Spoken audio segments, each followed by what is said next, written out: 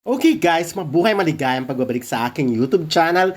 Medyo hindi pa maganda ang timpla ng boses ko pero dahil natuwa ako sa video na ito ni Enrique Hill na kung saan nagpunta nga siya sa ABS-CBN studio or dyan sa Mother Ignacia of course. Alam naman natin na for the longest time hindi siya nagpupunta dyan, and of course alam naman natin na even before pandemic, even before nung before mawala ng franchise at bagong pandemic, parang naging tahanan niya ni Enrique Hill. Syempre, 'di ba? Napakatagal niyang kapamilya. But anyways, is kasi nga si Enrique ay very active sa teleserye and movies noon. Kaya ngayon na may pelikula siya, of course, alam niyo na yung title, tungkol yun sa Big Bird. But anyways, ayan, nagpunta siya sa ABS-CBN para at least, parang part of promotion na rin to, na may pinakita nga siya sa kanyang hawak-hawak na cellphone. At base sa reaction ng mga pinakakitaan niya, mixed emotion yon, may natulala. Of course, yung mga girls, like, medyo gusto lang end-scene, pero the boys, talagang kanya-kanyang reaction, like ito nakakatuwa, nagmangmaangan si Kian Cipriano na ganun pala yon. So anyways, ayun, so isa sa mga of course na nagpakilig na tuwa sa pagpunta ni Enrique Hill sa ABS. Ayun, nagpa-picture nga siya sa picture niya with Liza Soberano, di ba? So cute, di ba? So marami agad ang na-inspire at nagsabi na gusto nilang mapanood ulit ang Liz Ken, of course. Ito si Vice Ganda, isa sa mga unang pinagkakitaan at parang tuwan-tuwa naman siya, nag-enjoy siya sa nakita niya.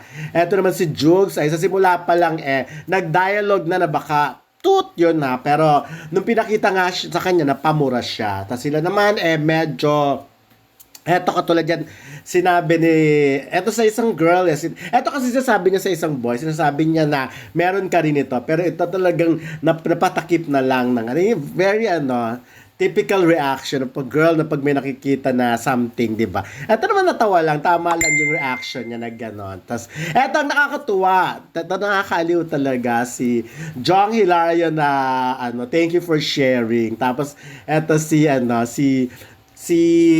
Teddy. Of course, kanya si Teddy, nakakatuwa rin. Pero ito talaga, I'm sure naman, sarili na sila makita. Pero, parang ang sarap daw tignan. So, ito, gusto niyang i-unseen, ang whatever. So, na nakita niya nung time na yon. Pero, but anyways, nga, no, ang napakatagal na rin. Ang last yata ni Enrique Hill ay Make It With You noong 2020 pa. So, can you imagine, parang 4 years na siyang walang ginagawa.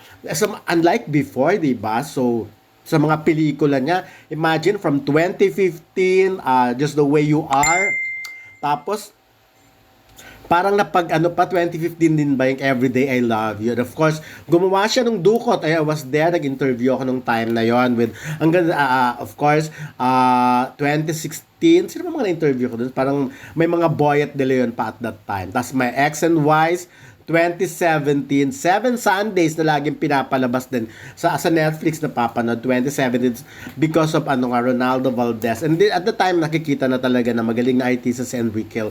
And Alone Together 2019. So, ayun, 'di ba? Ganun na karami, halos taon-taon gumagawa siya ng pelikula, no. Pero sa series nga, may mga ginawa siya, yung Dolce Amore, isa sa mga favorite talaga yun ng mga fans ng Liz Ken. Of course, yung Bagani, 2016 yun, 2018 ang Bagani, at saka yun nga 2020 yung Make It and Make It With You, and the rest is history dahil bukod sa pandemic, nawala ng franchise at kung ano-ano pang nangyari. At sinabi nga ni Enrique na very loyal siya as kapamilya. So at that time, maraming offer but they chose to they opted to stay sa ABS-CBN na sino pa naman makakapag-akala na magkakaroon ng collaboration na rin lahat ngayon. So, siguro, kung nung time, sa bagay, ganun talaga ang buhay. So, at least nakikita mo yung loyalties, diba?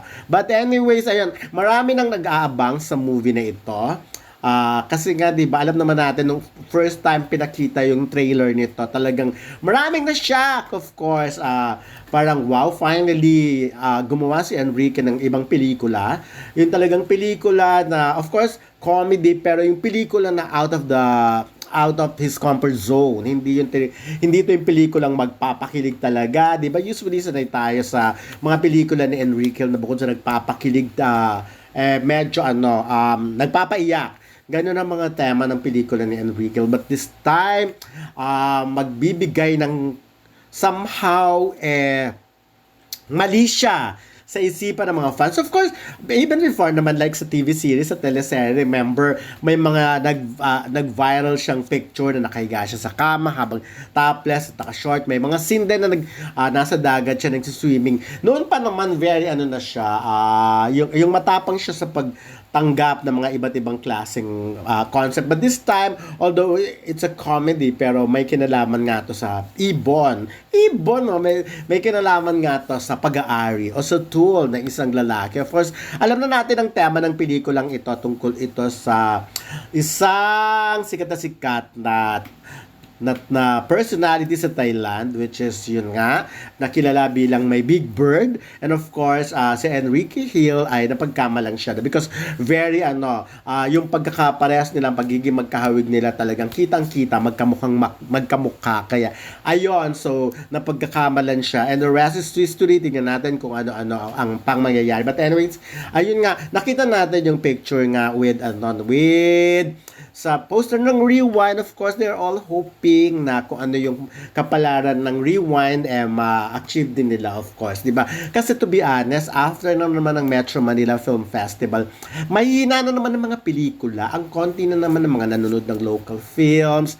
Talagang merong pinalabas na pelikula na parang nung una nga, although dalawa lang yung screening niya for that day sa isang sinehan, ang problema, wala pang nanonood. So, yun nga, hanggang sa nawala na after ilang days. So, at hindi yun sa isang sinehan lang. Kumbaga, kahit sa ibang mall, ganun ang experience no. So, kakalungkot na parang ano bang nangyari? Tapos naubos na ba ang pera ng mga Pilipino sa Metro Manila Film Fest movies?